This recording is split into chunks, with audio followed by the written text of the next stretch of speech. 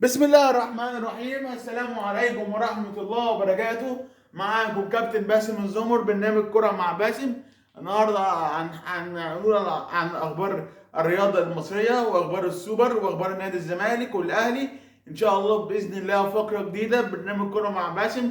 يا رب تعجبكم الموجز اليوم. إن شاء الله بالليل، كل يوم بالليل كده هنطلع نقول موجز اليوم. النهارده لو مفيش ماتشات كوره، مفيش ماتشات، مفيش تحليل، ممكن اخبار، في اخبار هامه واخبار مش مهمه. اقول لكم على الاخبار الهامه وابرز الاخبار النهارده.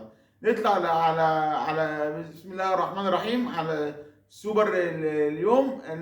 اصابه الشناوي وياسر ابراهيم، خلاص الاثنين خارج مباراه نهائيه. الاثنين عندهم شد خفيف في العضله، الحمد لله والشكر لله. الاصابه مش قويه، يعني الشناوي ان شاء الله بس هيغيب الماتش ده، وكمان ياسر ابراهيم نفس الكلام.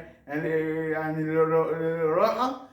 كمان طلب المستر كولر المفروض راحه لعيبه الدوليه بقى خلال مع ماتش السوبر، المفروض 5 ايام اجازه لحد التجمع الدولي، سواء المصريين او غير المصريين زي اليو ديانج وبيرسي تاو.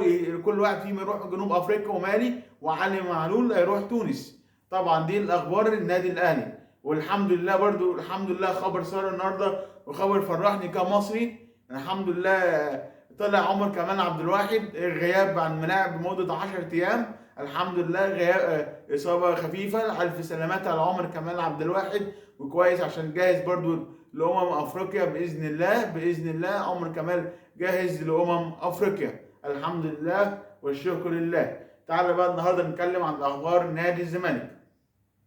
خلاص الزمالك رسميا اعتزل عن كاس الرابطه. الزمالك يا جماعه خلاص اعتذر عن كاس الرابطه. كده كويس كده. الاهلي القطبين مش موجودين في كاس الرابطه. كده فرق تانية هتاخد كاس الرابطه، ممكن المصري، ممكن بيراميدز، ممكن سموحه، اي فريق. قبل السنه اللي فاتت سيراميكا، والسنه اللي قبلها مودرن فيوتشر.